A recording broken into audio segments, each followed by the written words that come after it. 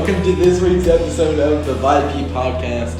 I'm Will Turboff, joined as always Tinley Kane, and unlike last week where we had now Maryland commit Robert Smith, who committed just hours after Tinley and I got to catch up with him. He was great on the podcast, but we have Robert Gonson. We kind of missed Robert, so our OG Robert's back. Welcome. I'm glad to be back this week. Glad to have gotten a great episode just a couple days ago, actually, right? Yeah, and we had a pretty great week of Texas football. You know, it's really heating up here. We had the 1A through 4A championships down at AT&T Stadium in Dallas. Congrats to them. Yeah, I mean, we mainly highlight some 5A, 6A football here. We definitely like talking about them. So we're just going to give you guys a quick recap of what's happening, some predictions and everything. So yeah, let's kick it off. A lot of great matchups. Absolutely. Let's start off with Region 3 in D2 here.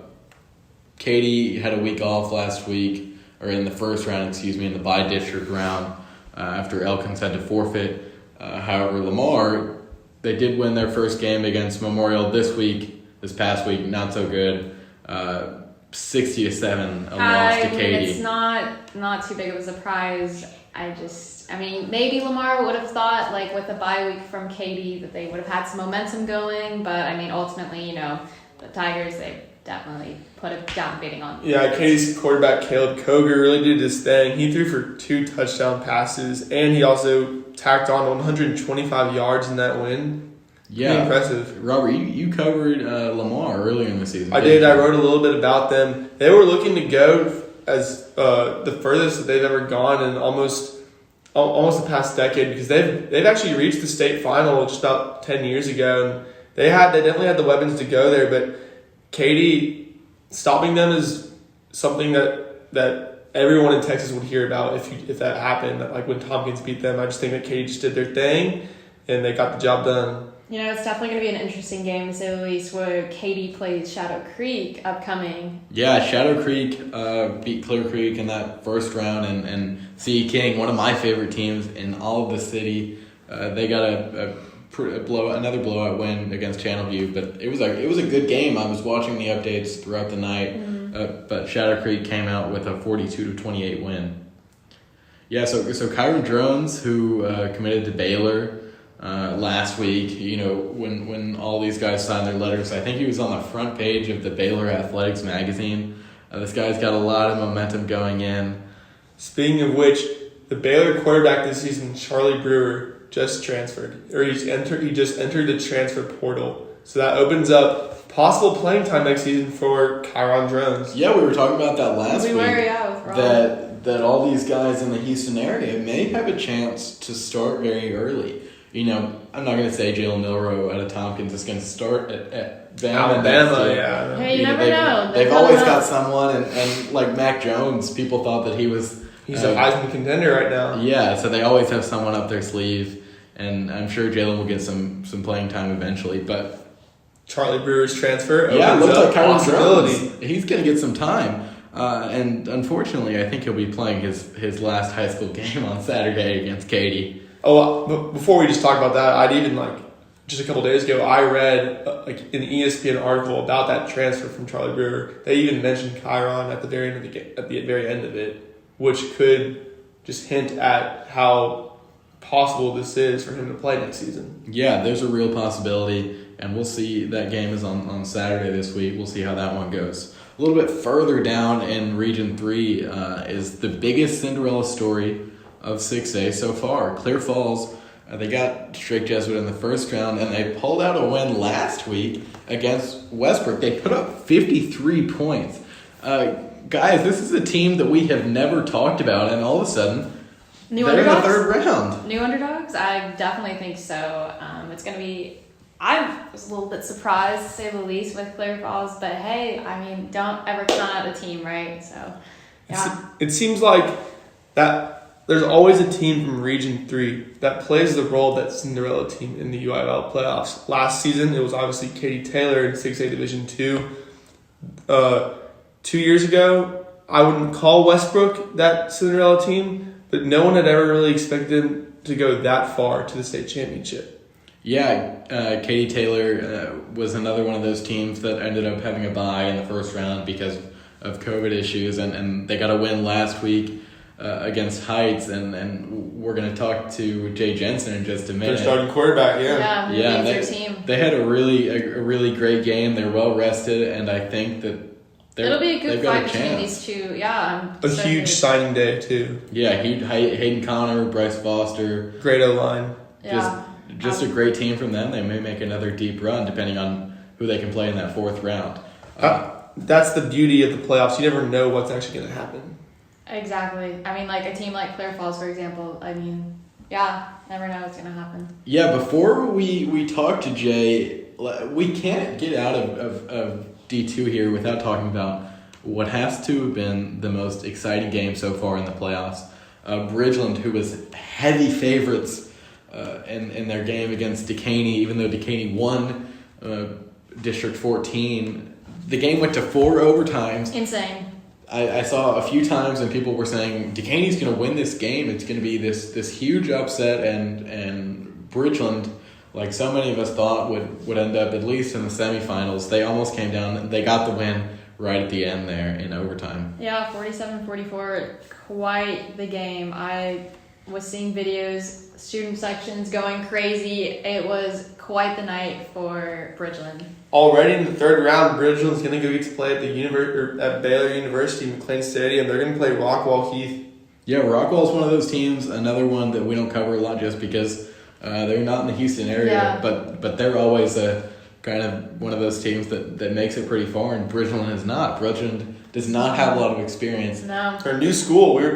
We like to talk about how like these new schools really just are able to They're on the come up. yield a lot of talent after a couple of years. Yeah, Connor Weidman, Bridgeland's quarterback, he's a junior this year. He's going to have a whole other year. I mean, he threw for 375 yards and 5 touchdowns in this game. And I guess you could say some of those stats obviously would not have happened if you didn't play pretty much another game. Yeah, pretty in right. 4 overtimes, you get 4 extra drives.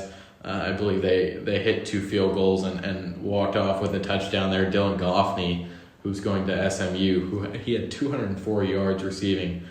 So Connor's going to miss him next year from what I've heard. Oh, for sure. Well, we are about to interview Jay Jensen, and we're looking forward to that. Yes, we are. All right, so now we're here with Katie Taylor, starting quarterback, Jay Jensen III. They're currently on their way to the third round right now. Jay, how are you doing today? Good. How about y'all?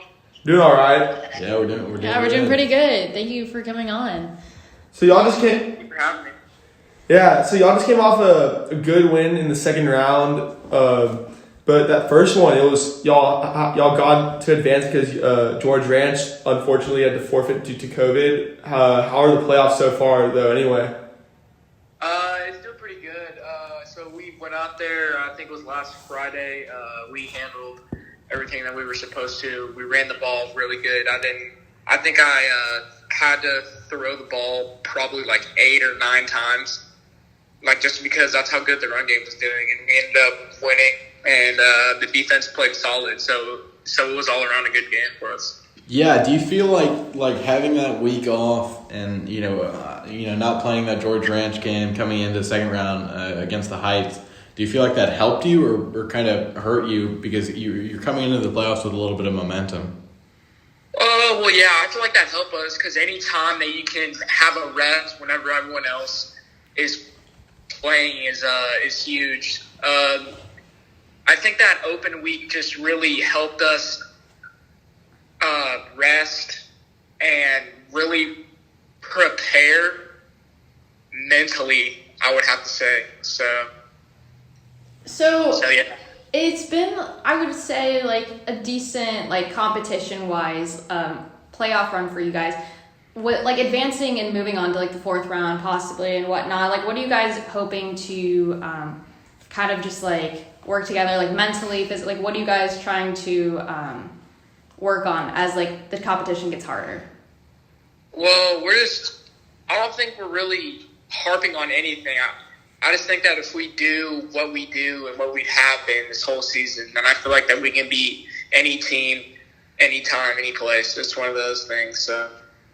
Yeah, you're playing Clear Falls this weekend. That team is kind of what you were like last year. This underdog team. They beat Shrike Jesuit in the first round, and they beat Westbrook last week, and they put up 53 points. So do you kind of see some of the 2019 Katie Taylor team in this Clear Falls team? Do you see kind of what their style is? Well, yeah. On the offensive side of the ball, they kind of run the same thing that we do. We harp on the outside zone type on our offense, and they actually run outside zone about 80% of the time. So I feel like we are just heading against ourselves. And if we handle the business, we run the ball the way that we should, and our D-line just wrecks havoc, then I feel like we'll win the game. Well, seeing that Clear Falls team is similar to y'all last year, what has changed about last year's team that makes y'all think y'all can go even further this year? I would have to say the confidence, because last year it was our first time, like heading into the semis and all of that. Well, heading into the off season, we were like, yeah, I think that we can go to state, and so it's just been, we know that we can do it, and that's why we're doing so good right now. Well, weren't you originally, you weren't starting at first last season, but then you came in the middle of the season, were named the starter, and then obviously, as we've been talking about, you led your team deep into the playoffs? Yeah. Yeah, so we got a chance to catch up with you a few weeks ago. We just kind of talked for a little bit, and something that all of us really thought was great is that you said, this is who we should probably play in the third round, this is who we'll play in the fourth round. You weren't really looking forward to the first couple of rounds because you knew you'd get this far, and although, you pretty much had a bye in the first week, you still had to win last week. You've got Clear Falls this week, and you're either gonna have to play Katy or Shadow Creek. Have you been scouting those teams yet, or really just focused on Clear Falls? Well, we're taking it a week by week. So right now, I'm worried about Falls and how we're going to, I guess, attack them offensively, and where to really harp on to run the ball and stuff like that. So it's just a week by week kind of thing. Yeah, I want to end this with something kind of fun, too. One of your linemen, Bryce Foster, just committed to A&M last week. And gig him. Yeah, and he got a truck on before the game, I saw. And then he, is that right, that he played some defensive line in the game last week? Yeah, so sometimes, like, whenever we need, I guess, a stop or whatever, and it's late in the game, then we'll send him out there, and whoever's on him, he'll just blow them up and then go hit the quarterback as hard as he can, and that's what he did last week. So, well, not to get off track, but y'all did have a huge signing day, like Will said. Also, Hayden Connor signed with UT, and Trevor Woods signed with Purdue, I believe. Colorado, excuse me. And then your running back right in the backfield, Casey, he's going to Air Force, right? He's going to Army. Wow, I'm not prepared with the commitments. But It's all good. Still a very talented team, and it's really cool because last season they were, along with you, they were major forces in bringing that Katy Taylor team deep into the playoffs, and they're still back this season, ready to, just as eager as you are to get that ring. Yeah. Well, I'm gonna have to say, the senior class, or my senior class, we're harping on, we have to leave a legacy for the younger kids and for us as well. And so we're trying right now to go to state because no team, and I guess our history hasn't been to state yet. So that's what we're harping on right now. So. Yeah, so you mentioned your legacy. Like, what do you hope to leave by? Like, as a whole, like, senior class in general, what do you guys hope to leave for the underclassmen? I guess just the hard-working, just you work hard and everything else will fall into place. You take the little stuff into account, and the huge stuff, like the wins, the scores, and everything will fall into place after the little things. So I would say just hard work, and really that's it, just hard work. Yeah, of course. And We know that the deeper that you go into the playoffs, the more people that are going to be watching, and I already know the answer to this question. You haven't had a lot of people recruiting you. Yes. But if an offer came right now, do you feel like you're good enough to play in college? Yes, I do. I feel like I can hang with anyone.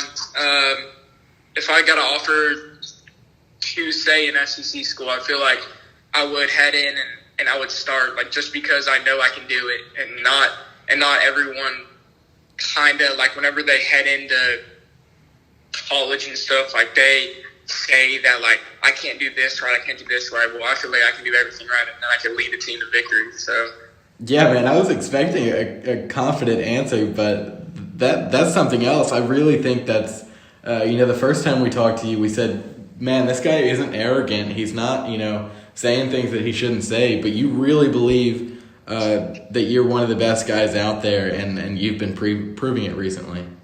yes, sir. Well, that one game I did cover with y'all last year, and I just watched a little, just like from watching y'all's highlights this year, I really think that you do a great job of making your decisions, like on throwing the ball and your accuracy. And I think definitely a lot of colleges look for that in quarterbacks. So I think you're in good hands too. Awesome, thank you. Appreciate it. Well, Jay, we really, really thank you for coming on to this podcast today, and we just wish you good luck in the third round. We hope that the team just does a great job and prepares for all they need for the next game. Yeah, man, we'll see you in Awesome, Dallas. thanks. Wait, what'd you say? We'll see you in Dallas. Awesome, well, thank you for having me. I appreciate it. Yeah, once again, we want to thank Jay for coming on and letting us interview him. Good luck to him next game. Now we're going to talk a little bit about the 6A Division I games. We have a lot of great games coming up, but back in the area round, also lots of talented matchups like Division II. But I just want to talk about first, the top half of Region 3 has so many talented teams. We'll start off with Cy-Fair. They took on Tompkins. Obviously, Tompkins, they got the win in this one, but what a high-scoring matchup. Tompkins beat them 51-28. Will? Yeah, like you were saying, there's so much talent on the top of Region 3. Cy-Fair, Tompkins, North Shore, and Dawson. That North Shore-Dawson game you'll talk about in just a second. But all four of those teams, if the alignment were different, I think those are four teams that should make it to the regionals or even the quarterfinals, because those are four of the premier programs that we're talking about. They all drew D1, and some of the weaker teams drew D2, but Jalen Milroe just committed to Bama to play for Nick Saban there, and I think he has plans on pulling off the ultimate upset this weekend. Yeah, all four of those teams, Dawson, North Shore, Tompkins, Cy-Fair, there were 4 different times or 3 different times in this season where I thought maybe this team could win state. There was a time where I thought Dawson, like people were sleeping on Dawson. No one was really talking about them, and they finished the whole regular season undefeated. I thought that they could possibly go all the way. Obviously, they lost this past just a couple days ago to North Shore, 38-7. But I wouldn't let that score fool anyone, because I've seen Dawson play. They have James Stewart, very good running back. They've definitely outscored any of their opponents in a pretty good district with Shadow Creek and Pearland too. I just think that this score of 38-7 just shows you how good North Shore is compared to the rest of the teams in Texas. Yeah, I think it's going to be interesting, that matchup between Tompkins and North Shore this week. I think Jalen Milroe with Tompkins, he's on a different mindset. Look, they've already beat Katy. I think he's going to try and get this North Shore off of like their game, and I feel like Tompkins has that momentum to possibly take this win. Yeah, when we were talking to Robert Smith last week, he said something that Jalen Milroe will always go down as this kind of hometown hero guy, no matter what happens in the rest of the playoffs. And I think that's really cool that he's always going to be remembered for getting the upset against Katy. Yeah. Rob mentioned too that because Jalen decommitted from UT, going ultimately to Alabama, that Jalen has a mindset unlike any other, where he wants that challenge, he wants to be put in the fire, he wants to come out of it, and I just think this matchup is going to really test him. And I'm curious to see how this is going to end up. Yeah, for sure. Like, I think he could possibly take it for Tompkins. I mean, I think it's one thing to be one of the best quarterbacks in Texas and be on one of the best teams in Texas. But with North Shore, you never know. I mean, it's they're North the Shore. best, they may be the best team in the country. If you put them against IMG today, I think they would win the game. Oh, for sure. I can definitely back you on that on that statement. Moving on into Region 4, we have Westlake. They have a thing for just beating their opponents by a lot and holding their opponents to a very low score. Westlake, they won their second round matchup. It was against Smithson Valley. The score was 62-3. Yeah, this team is insane. On offense, they've Unheard got Cade Klubnik. Guy's got offers from just about everywhere. He may go to UT, follow up Sam Ellinger, who's finishing his time there. They've got Michael Taff, who we interviewed a few weeks ago. Yeah, he plays defensive back. But actually this week, they were winning by quite a bit, and they decided to put him in at wide receiver. And he got over 100 yards and 2 touchdowns. They put up 62 points in this game, and they don't give up very many on defense. We'll talk about Cade Klubnik for a second. He has offers from some pretty talented schools, Georgia, Arizona State, and the University of Texas, like you were saying. Those are schools that really like to utilize the passing game a lot, and so Cade Klubnik, you never know where his fit might be. Yeah, of course. We talk about recruiting a lot on this podcast, and mainly with the Quinn Ewers stuff that we were saying that where these guys going is changing all the time, because UT used to be, if you lived in Texas and you got an offer from UT, that was gonna be the number one place. Obviously since Saban took over 15 years ago in Bama, and he's built up such a dynasty, amazing dynasty. Yeah. Championship after championship. Right, but I mean, definitely people want to be a part of something like that. I mean, even Ohio State, for example, that's where Quinn's ending. For right now, he's probably going to end up there. So, yeah, I'm just curious to see where. We'll have to see where he ends up. Maybe he does a whole go and end up to UT, just like Sam. These 2022 quarterbacks are quite looking pretty unpredictable. special. Yeah. I feel like they're just a mystery card, and it's fun to watch. Klubnik's got offers from Auburn, LSU, Miami, pretty much everywhere. This is a young guy, not to mention he wasn't even the starting quarterback when they won state last season. Yeah, and that's always, that's one of the main programs where if you're the lead guy there, everyone's going to be looking at you. Eyes are always on you. Well, also just credit to Cade, because like I said, he wasn't starting last season. They're undefeated right now. Westlake is undefeated. And to take on the role of starting quarterback after, a championship season perfect, that's got to be kind of hard. There's got to be a lot of pressure. And he's doing perfect. He's right handling now. it really well. Especially with the way they're outscoring their opponents. Yeah. Yeah, just like I said earlier, great on offense. Great on defense too. Great I mean, on they're not letting any of their opponents. And we wouldn't see. A few weeks ago, I predicted that North Shore and Westlake would be our 2 champions. We didn't know who would go to D1 and who would go to D2. But it looks like we may see these teams in the semifinals of District 1 there. So that I would like to be there for that game. I think for the semifinals it's going to be Westlake North Shore or Westlake Tompkins.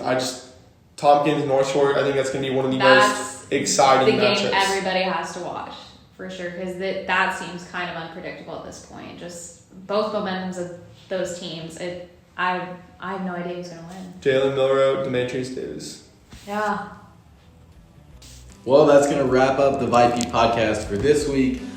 Like we said, we're really looking forward to some of the great games throughout this weekend. We hope all of you have a happy holidays, and we look forward to seeing you next week, getting closer and closer to the state championships in AT&T Stadium. Thank you.